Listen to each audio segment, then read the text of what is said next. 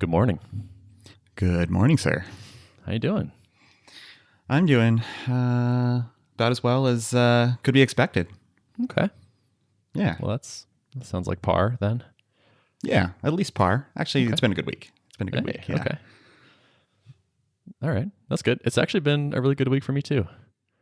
I'm feeling pretty psyched about how work is going.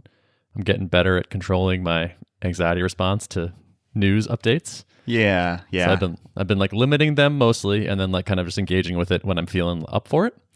I'm just getting better at like, okay, that's disturbing, but it doesn't help me to be disturbed for the next couple hours. So let me kind of try to process this in a slightly more detached way. Yeah. I mean, I feel like we collectively all had to go through kind of a desensitization process. Yeah. It's like Yeah. there are alarming numbers being thrown around and projections and all the things that we've been hearing, for weeks now. And it's like shocking to hear at first. And then it's like, okay, I mean, we're at the point where, there's very little that any of us can do aside from the things that's ingrained in our brains now of best practices to do during this time. And that's about it, So yeah, I feel a little bit desensitized, but like more able to mentally manage it, I guess. It's like humans are pretty good at adapting to new situations. Like sometimes the world just changes like crazy and you have to live in a new reality. But I think we're good at that. And so I think some of it is like I've been getting better at managing my own mental state. And some of it is just like your brain, I think, eventually stops reacting quite the same to the same or similar stimulus, which is probably a really useful adaptation. Mm-hmm. For sure. Yeah. So, well, you want to talk about work instead? Yeah, let's do that. Great. So I'm working on this this cool new project right now. You may have heard of it. Okay, yeah, try me. It's called Tuple, and it's this remote pair programming app. Whoa. Tell me more. This is surprising. What could this be? About a week ago, my buddy Ben, you may know him, reached out and was like, hey, we have this project, and we've been looking for someone to do it, and I think you might be a perfect fit for it. And so... Wow, that sounds really flattering. Yeah, I was super flattered. Generally, my stock response to these types of questions is no. I need to focus on my own stuff, and not in the consulting business right now. But when you sent the message, it just felt like timing was kind of perfect for me. Where I'm exploring some different stuff. I'm working on some prototypes of things, and like things are moving forward on that front. But also like, nobody knows what's going to happen in the next few weeks or months or days even. And, here's an opportunity to have a meaningful impact on a really cool product that is especially important right now in light of what's happening in the world.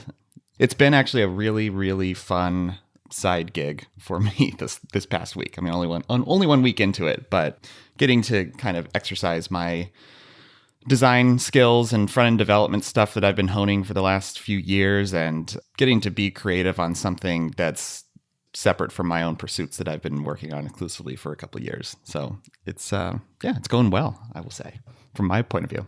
So we should probably clarify that I asked you if you would be interested in redesigning the application, giving it a refresh. I'm glad we're talking about this here because I am having so much fun seeing the stuff you're coming up with.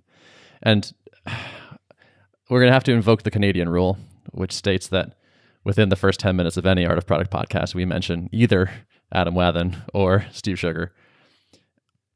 So I was talking to Adam about like hiring a designer or getting some design help. And he was the one who was like, you should just hire Derrick, LOL. And I was like, haha, actually, wait a second. As I thought about it, I was like, there's a chance he might be interested in like at least possibly like some of this. And so I wrote that email to you and you said yes. And I was super psyched. I figured the chances were like, I don't know, I was given like maybe 50-50. And I was super, super excited when you said you were available. So this is the skill we lack the most on our team right now, I think, is like just this like solid like design and also implement the design combination, which is incredibly hard to find. Like there's just like no one can do what you do, which is be a developer and a designer. Like that's just incredibly, incredibly rare. So to be able to like get design help, but then also like have you build the React app version of it is just like, that's crazy valuable. But then also just taste is rare. Like there's not a lot of people who I would like trust to like understand the constraints and come up with savvy solutions and have it make sense. It's just all these things together are not easy to come by. So when I thought about it, it's like you're kind of the perfect person for this project. Well, and I'm very flattered that Adam recommended me too, because I highly respect the creator of Tailwind, the man who is teaching all developers how to get even a little bit better at design these days. He's actually just sort of an internet marketer, I think is the way he prefers to be described. Yeah, right. This has been awesome. You've been sharing not even just mockups, but actually like working React app versions of the redesign. And every time I refresh the page and there's some new stuff there, it's like, oh yeah. And it just keeps getting better. And I'm super into it. It's been super fun. So when we started this out, like I was trying to figure out what the right angle for kind of producing work would be. And I mean, a lot of designers kind of go into Figma or Sketch and start with maybe they start with low fidelity mockups, right? Where it's just kind of sketched, or using something like Balsamic or something like that, where it's really wireframey. And then often the next step is to go into a high fidelity design tool and kind of replicate what you could do in the browser in non-HTML format. I'm guessing that's usually because maybe they're faster in it. Maybe they don't know HTML. I don't know, why that's the typical path for a lot of designers, but it usually is. And for me, I love getting into kind of the final medium as quickly as possible. Like I'm most comfortable in the browser, and major props to Adam for building such a fantastic tool. But like Tailwind makes me so productive. It just feels like the perfect power tool for when I'm in the zone thinking about building a design and I want to change padding a little bit. You just throw another utility on, and it's like, oh, font size needs to be a little smaller. Just bump it down to a new text utility. And like, I feel so productive working with this stack. And then React I've been building in React for about a year now on various projects. Static Kit is kind of a React front end.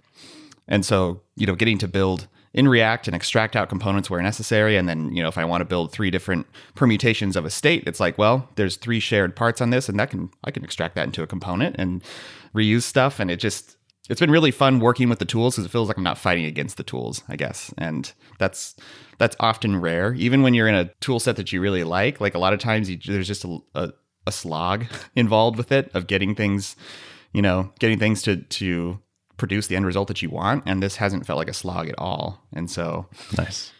That's awesome. I think it's just a combination of experience with the tools and then just having really, really good tools at my disposal. Yeah, I mean the productivity shows, because we started this on Monday, and there's substantial work done here for sure. You just sort of put together a little like a way of displaying the work that is like React apps embedded into a page in different states with different scenarios going on. And I actually shared this with a designer friend of mine, and he was like, oh, this is a really cool like design mock-up sharing tool. And I was like, guess what? That's actually basically just the app. So I was just like, oh, he's even finding a good way to show it to us. It's just great working with someone savvy. Yeah. No, it's been really fun. Like it's implemented in HTML and React and CSS and all the web stack, but it's constrained to a kind of a fixed size window too, which also is just one less thing to worry about. Normally with web design, you're worrying about all the responsive breakpoints. And this is like, it's kind of nice not to think about those for a little bit on this project. Yeah, right. Exactly. Yeah. No one will ever resize this window. Yep. Only you can do that. Yeah. Cool. Well, it's great having your help. Yeah. It's really fun. Yeah. Is there anything else you want to update on for the week, or should I take the baton? I mean, that's kind of the bulk of what I've been focusing on. I mean, when we talked about this, we're like, okay, maybe we'll do around 10 hours a week. And if I'm being honest, like I've cruised over that limit just because it's been so fun working on this stuff. And so it's kind of dominated most of my time. But I did notice, like, even just having kind of the constraints of like, okay, I'm not just dealing with my own time here. Now it's like I'm working on this project, and I am billing hourly for it. So like So like when I'm working on Tuple stuff, like let's be deliberate. Let's block off this time and try to make this as distraction free as possible. And so it's just been like another reason to kind of to be more deliberate, I guess, because it's when you're just dealing with your own time, then it's really easy to let stuff leak in and you're like, well, whatever, it's my own time, who cares? I want to limit my time because I'm not like just letting this be like 40 hours a week and not working on any of my own stuff. So I'm trying to like really proactively time box this, and so I started doing that with my Tuple time, and then I was doing that with some of my own project time, and like the symmetry there is really nice, and I feel like I've been, I don't know, it's just been a really good like forcing function to get me to just think a little bit more intently about how I'm managing time. So nice. That's great. A nice side effect. Yeah. Sometimes those constraints are just awesome. They help.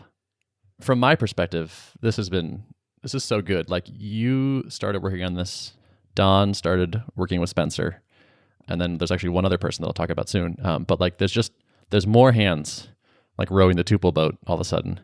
And it feels so good. Like our pace is up a lot.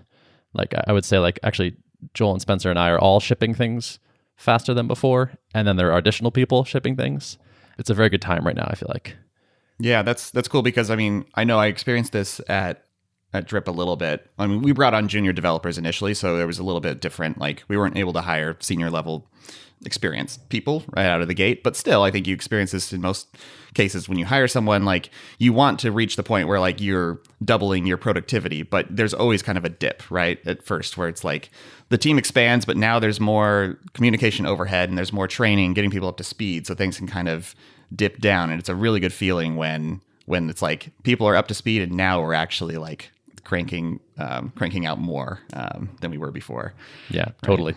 And the fact that you know what you're doing so well, and that Don has a lot of experience, and Spencer also invested a ton of effort to like get him onboarded before, like give him this resources so he could speed himself up, I think has paid off nicely.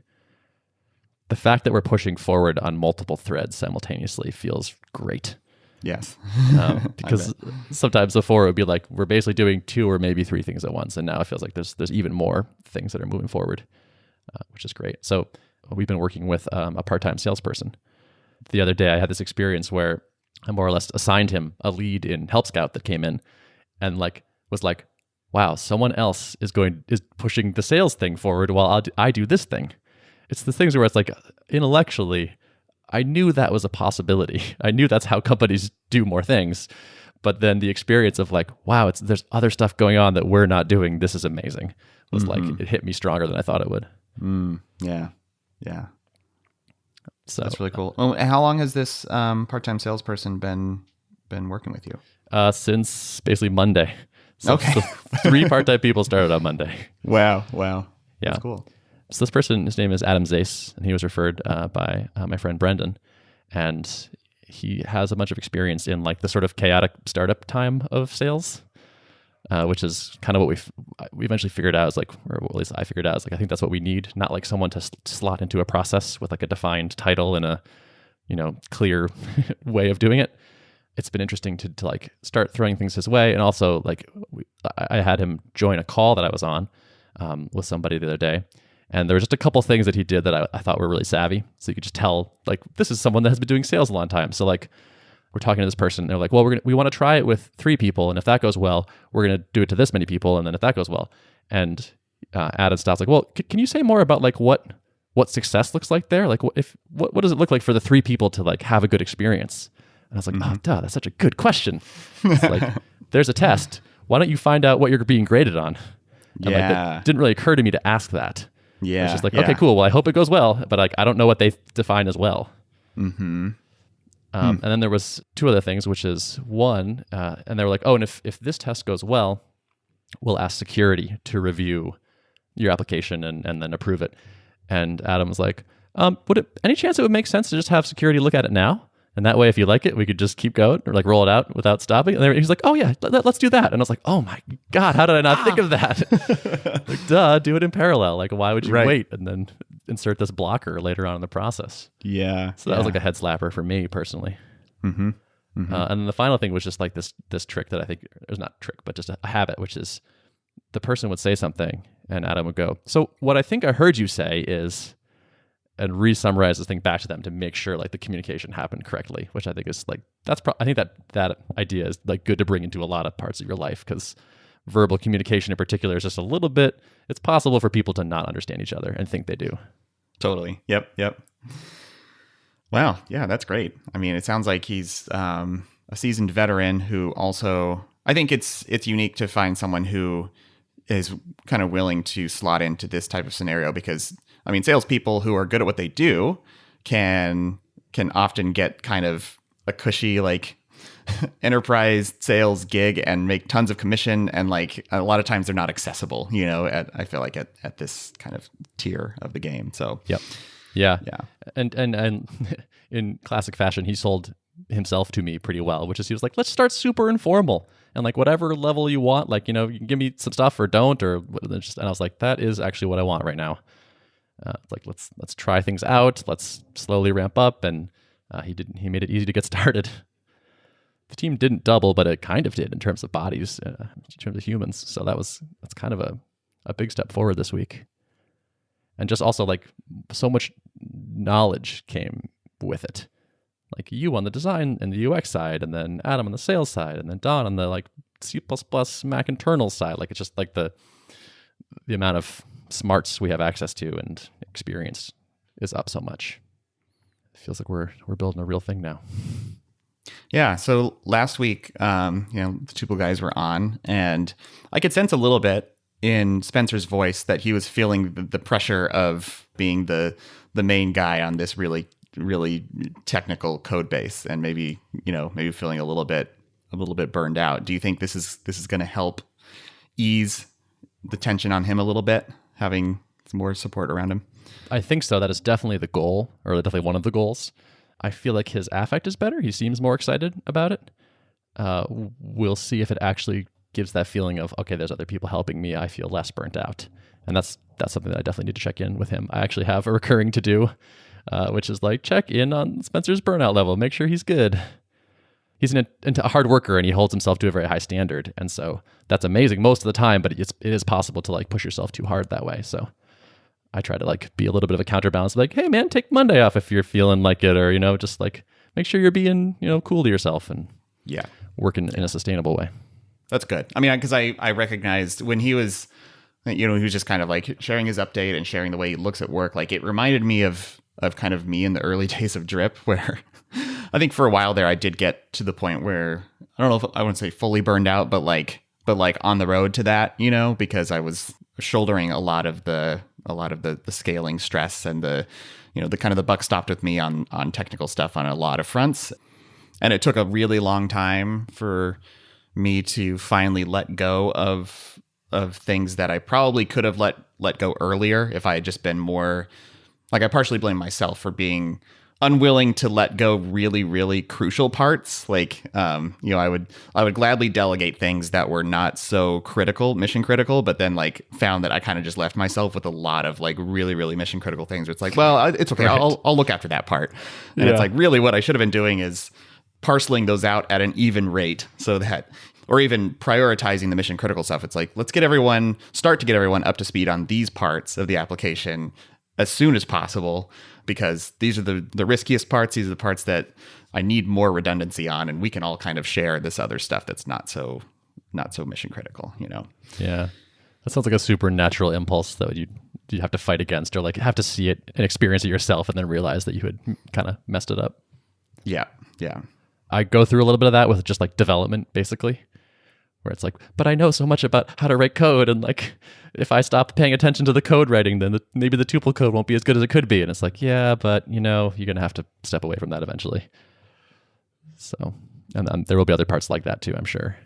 But it's good to be reminded of other people's experience. And be like, heads up, this is probably an area where you will predictably fail to behave totally rationally. So watch out for it. Yeah. It's like, it's going to feel uncomfortable. It's going to feel like, well, I don't know, that part's too important. Like, Spencer, maybe you should just like still keep a tight rein on that one. And it's like, no, you should be pushing yourself out of your comfort zone and like, nope, let's get this person shipping code in this area. And yeah, something may go wrong, but like we can't afford to not let this be an area where we have redundancy. Totally. Yep. Definitely. I got a couple more things. Yeah. Go You for got it. some time? You want to talk about it? I got some time. Yeah. Okay. So two more things. One is I'm working on getting us a pen test. So I've been doing for Tuple a bunch of enterprise sales. And then for the pen test, I'm sort of like the enterprise sales customer. And so I've gotten to go through a couple other companies' sales processes. And I'm not that impressed. And in some cases, I'm pretty anti-impressed. And it's interesting to see. It's like these are like well-regarded, referred by smart people who say good things about them companies. And then like I see them making what feel like just like straight up mistakes and like kind of doing things that turn me off and just being like, wow, like what? I feel like the more I learn about business and the more businesses I learn about, the more I'm like, there are a lot of suboptimal things happening in the the world of business. One of these people asked me onto a sales call and I was like, okay, great, fine, I'll do a call. Like I prefer to do a written communication if we can to save myself the time, but fine, let's do the call. I didn't push back on it. And then we do a call and like it's a 30-minute call and the first 10 minutes is just this person talking about their company. And I was like, all right, I'm like, I want to hear some of that, but like, it seems like a lot to start with. And then asked me some questions about us and then was like, and like some questions about the app and who we are and what we want. And then was like, all right, great. I'm going to send you over a questionnaire to fill out about your company and the application. And I was like, okay, that doesn't sound like a thing I want to do, but fine. And then he sends it over and it's some of the same questions we just talked about. And it was like, you want me to take notes from our call for you? Is that what this is? And it was just like, this just feels clearly wrong. Like this clearly can't be optimal, right? Like, I don't think I'm just crazy here. Right. It's like, I understand if they're trying to put maybe like a strong filter up in place. Like, let's make sure that this is actually a serious prospect before we hand them off to our really good salespeople or whatever. But like, seems like you should be trying to get to that as quickly as possible, and maybe just like charge you some money up front or something to talk to them, and then send you right to the person who's not going to waste your time. You know? I mean, yeah. I mean, I'm pretty sure the person I was talking to was the co-founder. So like, it wasn't like this wasn't like a qualification call. Wow. Okay. It felt literally just like I just wasted half an hour with you, and now I have homework to do that duplicates the thing I already did. And it was just like deeply kind of unimpressive. So I don't know. I guess people like to like have this thing like no one knows what they're doing. Everyone, like all companies are messed up, and it's like I don't think no one knows what they're doing, but I do think that like there's a lot of slop. I guess there's a lot of like inefficiency and not greatness out in the world there, even in surprising places. Yeah, I mean, I think a lot of success you can attribute to maybe like 10 to 20% of what you put into it, and the rest just kind of just happens. So like a lot of this is like success despite how crappy your sales process looks like or something, you know? Right. Yeah, I mean, clearly you can be successful despite having lots of issues and doing things suboptimally. But it's just interesting to have that point kind of hammered home and like be like, you're a successful company and this is your sales process? Okay. So eventually we're going to have a pen test and it's going to be, it's going to be good.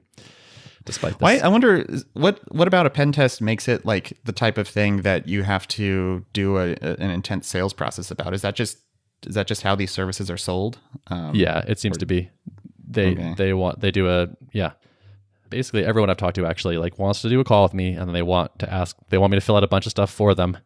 And then they hit me with a proposal for, many tens of thousands of dollars. But I guess it is a pretty custom thing. Like they have to kind of know, they have to figure out what the attack vectors could be for your particular setup or something, and then do it. Like, totally, yeah. Yeah. Our situation is kind of weird. So like, it's not really a web app, so you can't just be like, here's the web app assessment cost. It's like, okay, we do need to kind of know what's going on here. I don't know how much I want to bitch about this. One last thing. I got an invoice from another company, which just had stuff on it that would like screamed out like, we put this on here to see if you'll accept it. This was an invoice for more than $40,000 for the pen test. And on the invoice, it has a $2,000 project management fee. And it's just like, that is clearly like what is that? Like if I'm paying you $40,000 for a consulting engagement and you break out project management, it's like, oh, and by the way, we have like, here's this thing. Like it just felt so lame. Yeah. There were like 2 or 3 line items that were just like that. It's like, here's a couple grand in whatever because it looks small compared to the other things, and you'll probably just say yes. And like, I pushed back on them, and they removed them. And I was like, well, that doesn't make me feel that good either. Like, you were just like willing to kind of screw me for this if I just was a sucker. And so great, the price is lower, but now, like, I don't know, now I don't like you. Yeah, it's I don't know, it's a different world. Like, I mean, I think that's where a lot of money is made in these types of deals. It's like just managing to find people at different points who either don't care. Like, you happen to be a person who, you're a co-founder of the company, and yes, you really actually care about where your money goes. But I bet a lot of times it's like they're dealing with someone who's just like, yeah, whatever. I mean, everyone puts this pork on these invoices, and it's just how the game is played. Or maybe they're just not paying any attention. And yeah. Somebody said to me, like, yeah, if you were Twitter, you probably just would have said 40 grand. That's nothing, whatever, and then just like signed it. But yeah, it's our money in a way that it's not for larger companies. So I guess they were just miscalibrated. I have to imagine on the whole that's a profitable thing to do. It's just, add some crap in there, but it's a bit of a turnoff personally. Yeah, just as much crap as you can to not fully turn off everybody and thus harm all your sales efforts. Yes. And yeah. All right. Well, that was kind of a whine fest. So, and my second thing was kind of a whine as well. So I'm just gonna cut that. That's okay. Enough. It's enough negativity for the podcast. All right. All right. That's good. So yeah, let's reset, which is I'm super psyched to be doing work with you. It's super awesome. I like what you're doing, and I'm excited about the future. Yeah, me too. I mean, I think, we're supposed to do gratitude, right? And yeah, I think that's going to be my gratitude item, honestly, is like this little project we're doing. Like, I'm really grateful for that. I'm grateful to get to like flex some of my skills on a project and make some money doing it. You know, I know there's a lot of people right now who are in much less fortunate positions. So I'm super thankful for that. Yeah. I mean, mine is similar, which is that I'm glad that the business is reaching a point where we can do this. Because for the longest time, it was just the 3 of us, and that was basically what there was. And now we have the resources to expand this and like make the company better, make the product better. Hopefully there's a virtuous cycle that will happen there too. And I just feel so lucky that like we can afford to bring on awesome people and have their awesomeness imparted into us. And that's great. So #blessed. Yeah, very nice. Cool. All right, should we wrap it? Let's wrap it. Notes of the show. Notes of the show can be found at artofproductpodcast.com. Thanks for listening. See ya.